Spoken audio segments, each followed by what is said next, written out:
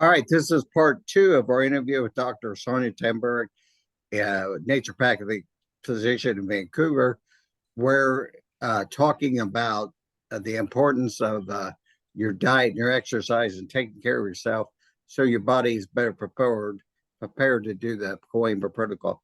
Doctor, if you'd continue our conversation, I'd appreciate it. Yes, thank you. So just we were talking about importance of nutrition as well as exercise and enhancing the vitamin D protocol. So talking about nutrition, there are different diets out there. I'm not going to talk necessarily about that, but in most simple way for everybody is to just eat whole foods.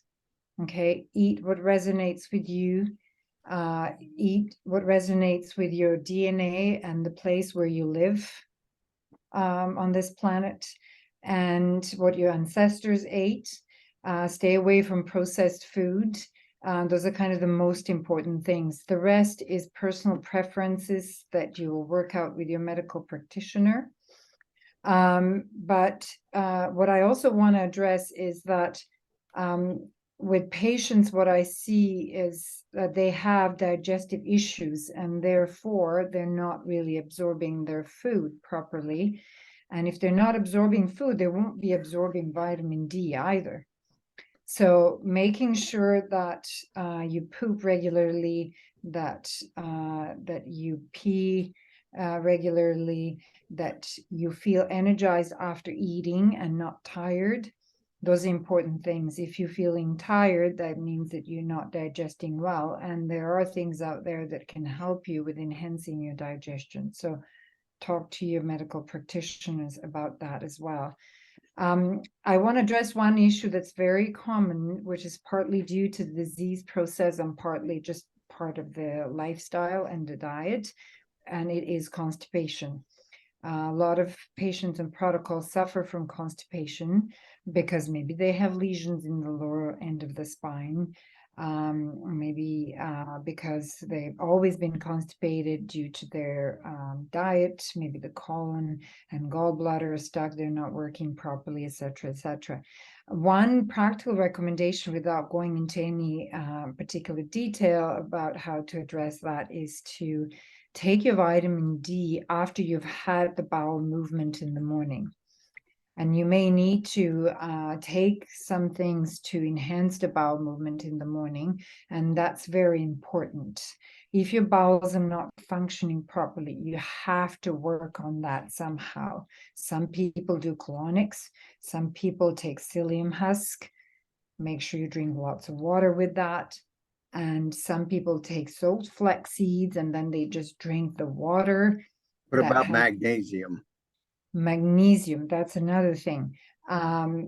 People oftentimes, or patients on the protocol, don't take enough magnesium because of the labeling of the magnesium products, among other things. And what you need to look for on your magnesium bottle is how much elemental magnesium there is.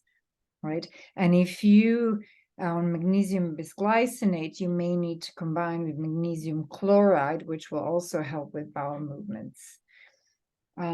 Recently, a patient pointed out that he thought that he was using 800 milligrams of magnesium, but it turned out that the elemental was only 80 milligrams per serving out of 400 that was saying on the bottle. So it's really important to pay attention to that.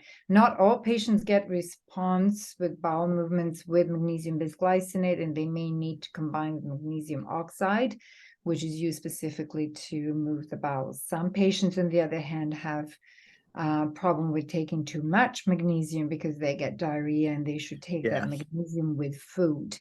That will help slow down the peristalsis.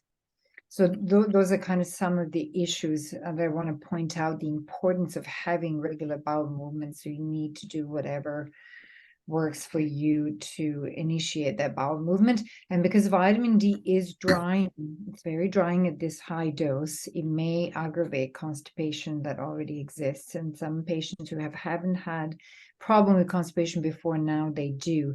So like I said, it's important to have the bowel movement and then take vitamin D after breakfast or at lunchtime. It doesn't There's have one to other thing I would add to that, doctor, and that is roughage.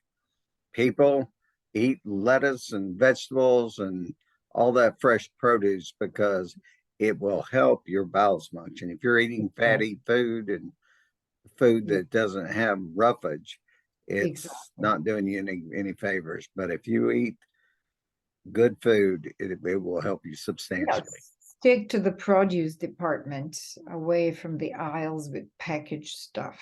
That's poison. That's poison.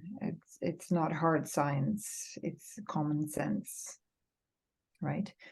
I also want to address quickly the calcium issue in urine, calciuria.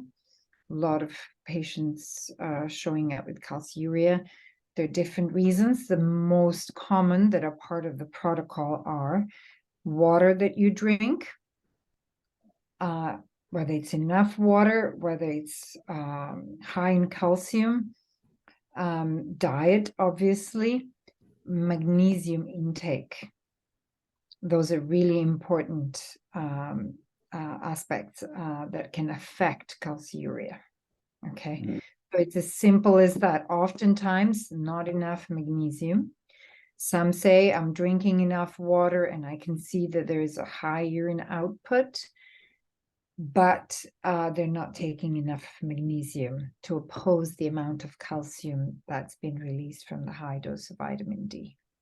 So that oftentimes is the reason. One thing I want to touch on with the calcium is that people, this is a low calcium diet.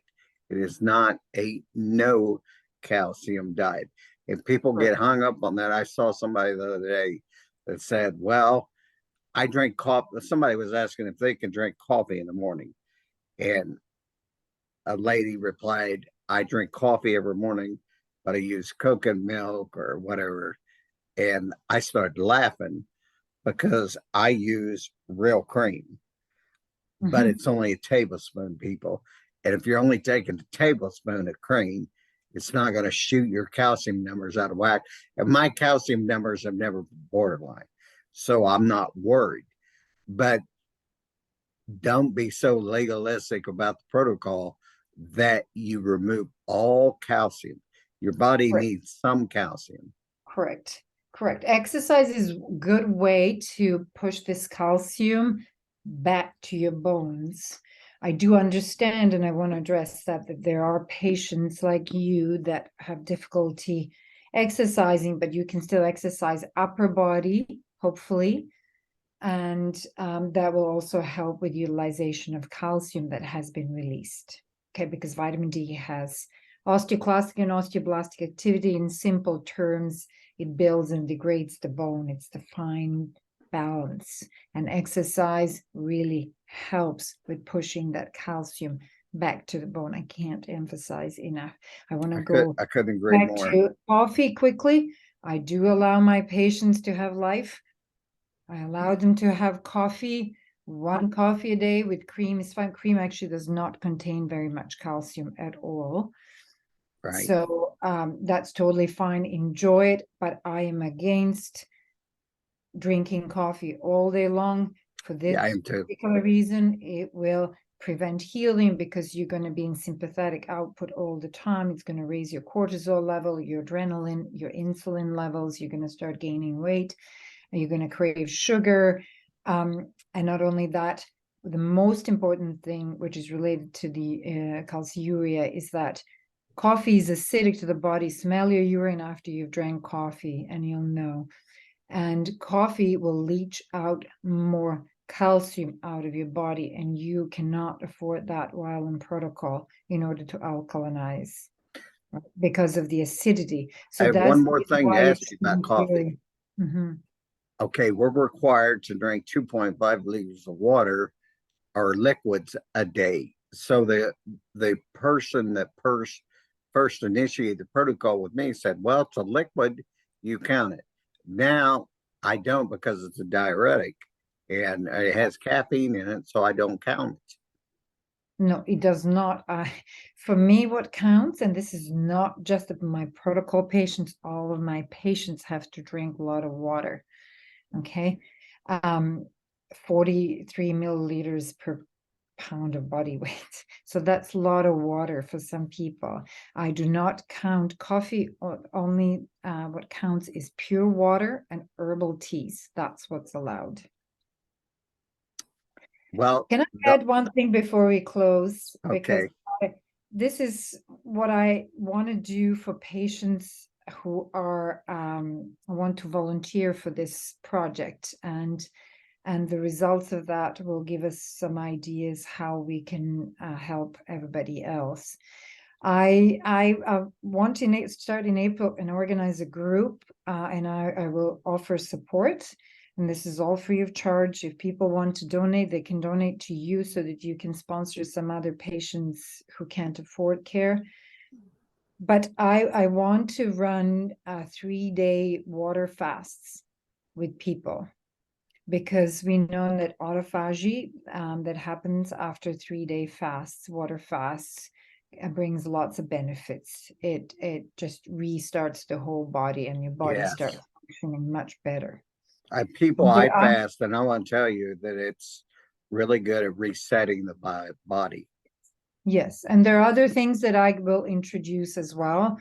And I can mention, if that's okay, I want to try auto urine therapy as well, along with fasts, because that contains the stem cells. It's free. Everybody can afford to do that, and it can create a lot of benefits, and it will help with vitamin D protocol, because it So will if increase its if more effect. people want to know about that or contact you about that, how would they go about doing that? So they can email. That's the best. I will have to work out the logistics, how we're going to do the group, maybe through the Facebook. We can create a group where we will touch base on how to do that. So I will put a post on Facebook group. How about that? That sounds great. Yeah, Well, doctor, I don't have any more questions. If you're done, great. I'm we're all done. Thank finished. you. Thank you for all you're doing. And people, this is Dr. Sanja Tamburic. And if you don't use her, use a protocol doctor. Don't try to do this yourself. Use a doctor. It's not expensive, and they will really help you to walk through this and get better. It is possible. All right, doctor, I'm going to go Thank off you, here now. John. Thank you so much. Take care. Let's see if I can